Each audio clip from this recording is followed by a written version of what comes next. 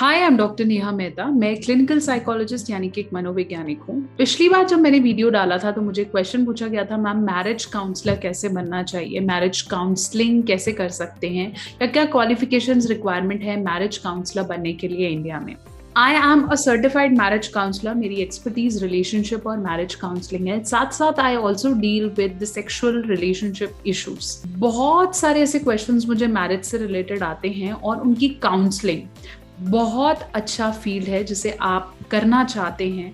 तो क्या क्या क्वालिफिकेशंस की रिक्वायरमेंट है, क्या क्या सिलेबस होता है, क्या क्या सब्जेक्ट्स फील्ड्स हैं, कितनी प्रैक्टिस की रिक्वायरमेंट है, कहाँ से आप इसका सर्टिफिकेशन ले सकते हैं, प्रैक्टिस करनी है तो कहाँ से आपको ऐसे लोग मिलेंगे, कैसे आप अपनी प्रैक्टिस को बढ़ा सकते हैं, और इंडिया में कैसे मैरिज काउंसलर बन सकते हैं, इस वीडियो से मैं आपको बताने वाली हूँ। लेकिन इससे पहले मैं चाहती हूँ कि आप मेरे इस चैनल को सब्सक्राइब कर दें, क्योंकि बहुत सारी साइकोलॉजी रिलेटेड वीडियोस लेकर मैं आप लोगों से इंटरेक्ट करती रहूंगी। साथ साथ मैं चाहती हूँ कि इस वीडियो को शेयर करें अपने साइकोलॉजी स्टूडेंट्स या अपने फ्रेंड्स के साथ, so that they can also understand what is the role of a marriage counsellor as well as क्या सब्जेक्ट्स हैं और कैसे एक मैरिज काउंसलर बना जा सकता है। And if you want to connect me over Instagram and Facebook, you can connect me at Dr. Neha Official। और आप चाहें तो मेरे साथ कोई पर्सनलाइज सेशन बुक करना चाहते हैं तो www.drnehamehta.com पर भी आप मुझे कनेक्ट कर सकते हैं।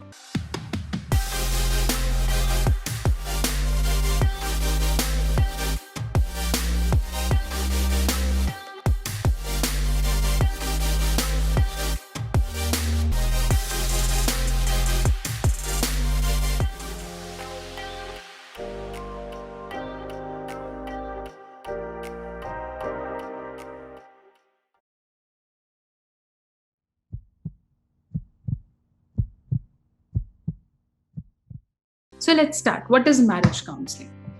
मैरिज एक ऐसा बॉन्ड जिसमें दो लोग विलिंगली आपस में एक दूसरे के साथ रहना और अपनी डे टू डे लाइफ और रिस्पॉन्सिबिलिटी शेयर करना एक्सेप्ट करते हैं। मैरिज एक ऐसा बॉन्ड है जो विलिंग चॉइस है और जिसको तोड़ना या निभाना पूरा आपके हाथ में है।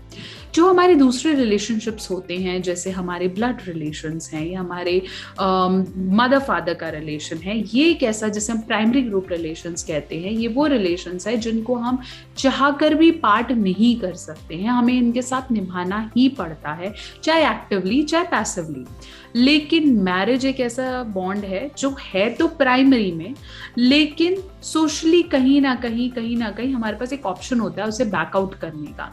इसलिए लोग बहुत ज्यादा मैरिज में परेशान होते हैं और मैरिज को तोड़ने तक के डिसीजन पर पहुंच जाते हैं। मैरिज जरूरी नहीं है कि हर रिलेशनशिप मैरिज तक पहुंचे।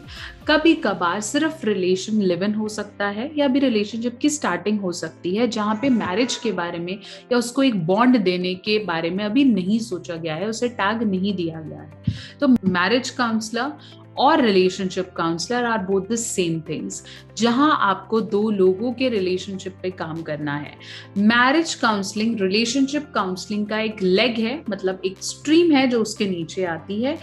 और यहाँ हम स्पेशली बात करते हैं शादी में आने वाले उतार चढ़ावों के बारे में। जब एक नया कपल शादी होके आता है तो उसके दिमाग में बहुत सारी एक्सपेक्टेशंस होती हैं। एज अ फीमेल हमारे दिमाग में बहुत सारी एक्सपेक्टेशन है, सिमिलरली एज अ मेल हमारी बहुत सारी एक्सपेक्टेशंस होती हैं।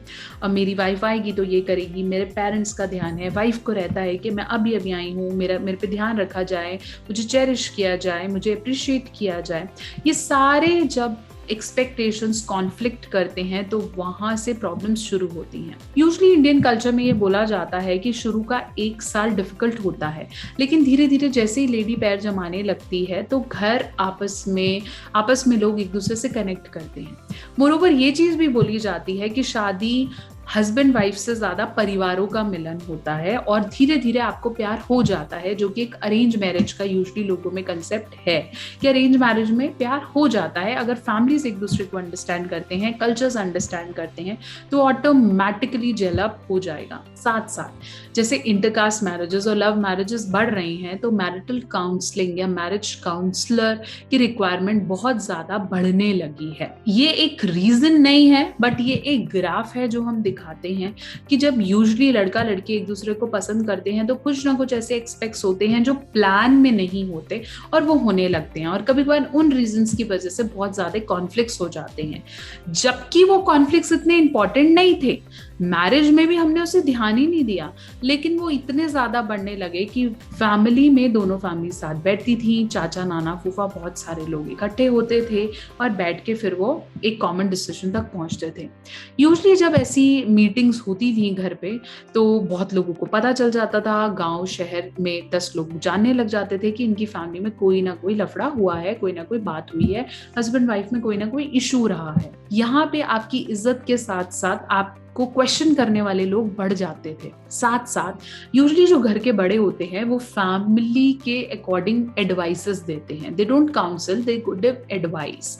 अब जब वो एडवाइस देते हैं तो उनकी एडवाइसेस ऐसी होती हैं जिसे मानना पड़ता है, और वो लड़का लड़की से पूछने के बजाय यूजुअली उनके पेरेंट्स को आपस में जोड़ रहे होते हैं या आगे फ्यूचर से डराते हैं कि अगर तुम साथ नहीं रहे तो ये हो जाएगा, ये नहीं करोगे तो ये हो जाएगा। तो उन्हें ना मानते हुए भी ऐसे कॉम्प्रोमाइजेस करने पड़ते हैं जो आज नहीं तो कल उस मैरिज को तोड़ता है। यहां शुरू होता है कंसेप्ट मैरिज काउंसलिंग का। पहले तो समझेंगे कि एडवाइस और काउंसलिंग में क्या फर्क है, आप उसके लिए मेरी ये वीडियो देख सकते हैं।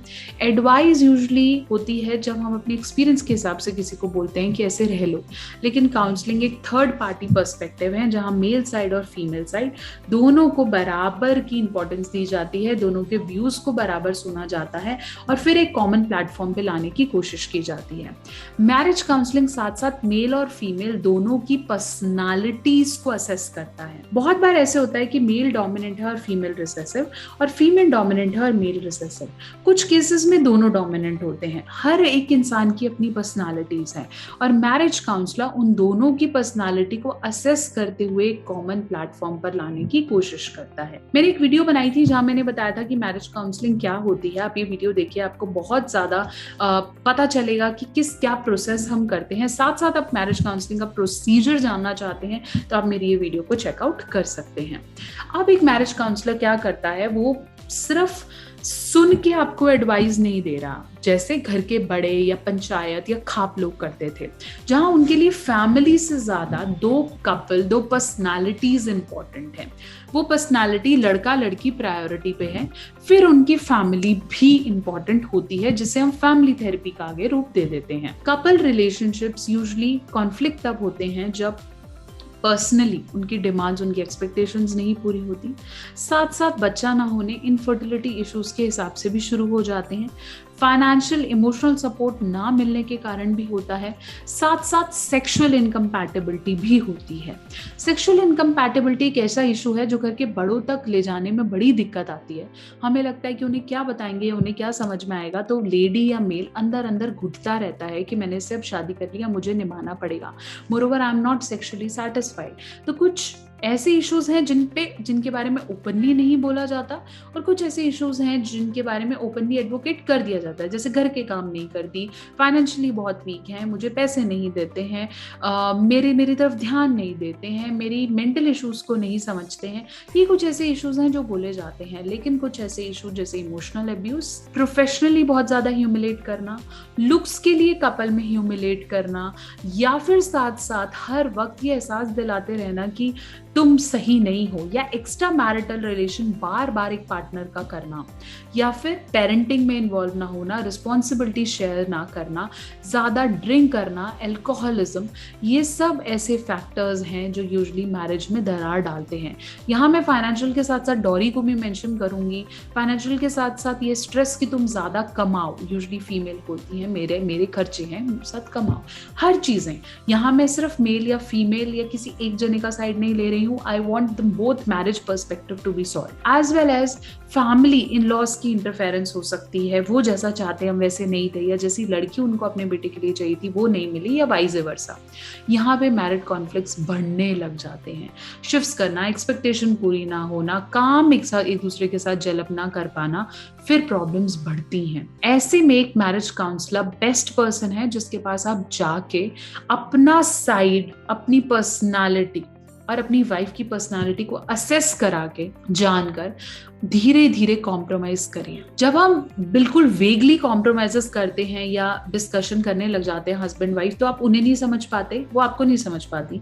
तो एक बार आप ऐसे प्लेटफॉर्म पे आ जाते हैं जहां आपको लगता है कि बातें करने का फायदा नहीं है, इसको तो समझ ही नहीं आ रहा, वहां पे सबसे ज्यादा जरूरत है एक मैरिज काउंसलर की, जो आपकी पर्सनालिटी को देखते हुए, आपके व्यक्तित्व को देखते हुए, आपके व्यवहार को देखते हुए, आपकी पेरेंटिंग को देखते हुए, आपके फैमिली कल्चर्स और मॉरल्स को देखते हुए आपको एक डायरेक्शन देने की कोशिश करेगा। मैरिज काउंसलर आपको कभी भी शादी तोड़ने की एडवाइस नहीं देगा, वो कोशिश करेगा कि मैं उससे तोड़ने से वापस लाकर निभाने तक रखूं।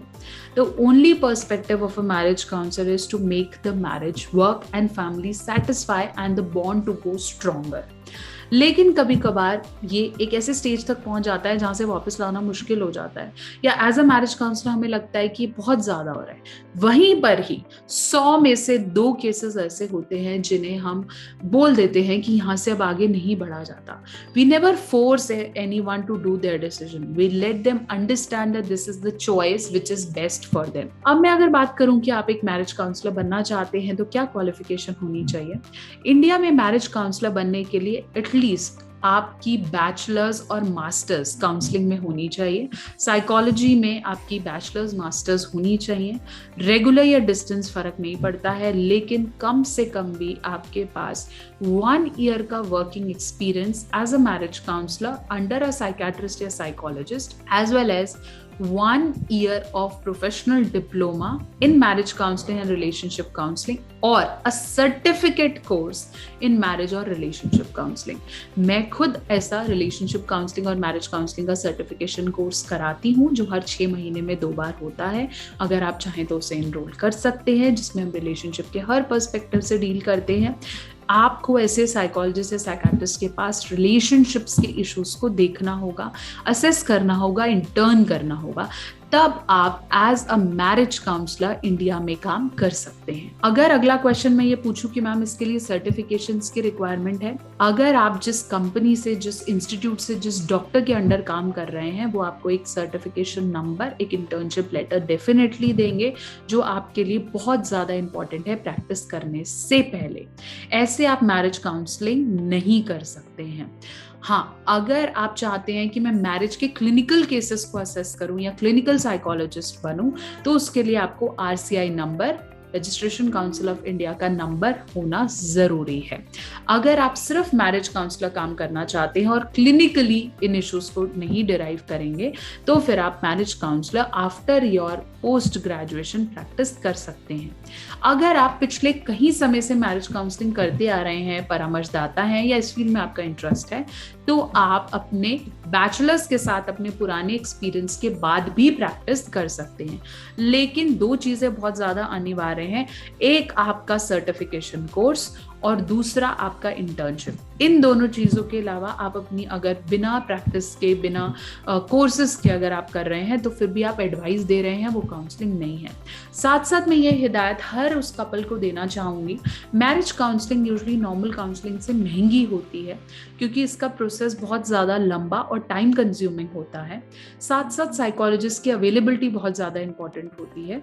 तो प्लीज किसी ऐसे मैरिज काउंसलर से काउंसलिंग ना लें जो इस फील्ड में एक्सपर्ट ना हो और जो सिर्फ काउंसलिंग करता है, सिर्फ बात करता है। ये सिर्फ क्लिनिकल साइकोलॉजिस्ट है या चाइल्ड साइकोलॉजिस्ट हैं, तो आप उनसे अपनी मैरिज काउंसलिंग करा रहे हैं, नॉट एट ऑल। हमेशा अपने मैरिज काउंसलर से पूछें कि क्या उनके पास ऐसा कोई सर्टिफिकेशन कोर्स या डिग्री है मैरिज काउंसलिंग में, कितने समय से कर रहे हैं, कोई रिव्यू है उनके पास मैरिज काउंसलिंग का या नहीं, बहुत ज्यादा इंपॉर्टेंट है।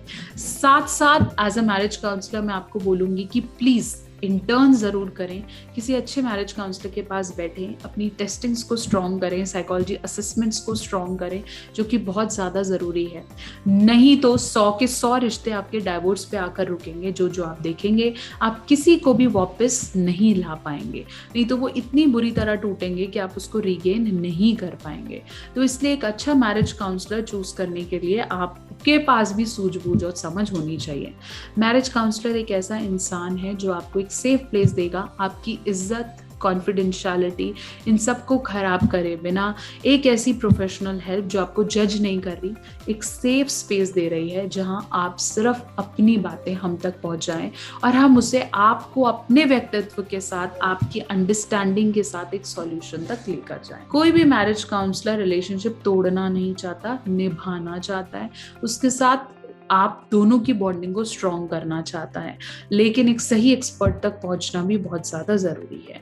और अगर आप एक मैरिज काउंसलर बनना चाहते हैं तो इन चीजों को डेफिनेटली समझेंगे। आशा करती हूँ कि मेरी वीडियो आपके क्वेश्चंस के आंसर दे पाई होगी।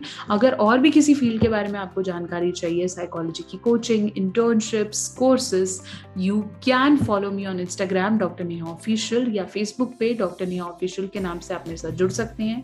साथ साथ आप मेरी यूट्यूब वीडियोस को प्लीज शेयर करें साइकोलॉजी स्टूडेंट्स के साथ। और अगर आपको मैरिज काउंसलिंग की जरूरत है तो प्लीज प्लीज इसे रोके नहीं कि अगली बार जब लड़ाई होगी तब सोचूंगा, सॉल्व इट, ताकि ये इतना आगे ना बढ़ जाए कि वहां से वापस नहीं ला जाए। साथ साथ लीगल भी डाइवोर्स से पहले काउंसलिंग होती है, मैरिज काउंसलिंग होती है, तो आज नहीं तो कल जब करनी है तो इस एज तक, इस पॉइंट तक जाने से पहले go to a marriage counsellor and try to get it solve, because marriage एक ही बार होती है, उसे जितना हम संभाल लें वो ज्यादा जरूरी है। क्योंकि सिर्फ मैरिज के बाद एक परिवार नहीं, आने वाली 3 जनरेशंस खराब होती हैं। आपके बच्चों पे भी बराबर का इम्पैक्ट है, आपके पेरेंट्स पे भी बराबर का इम्पैक्ट है, और आप पे तो है ही। तो सोचिए, समझिए और एक मैरिज काउंसलिंग डेफिनेटली बुक कीजिए।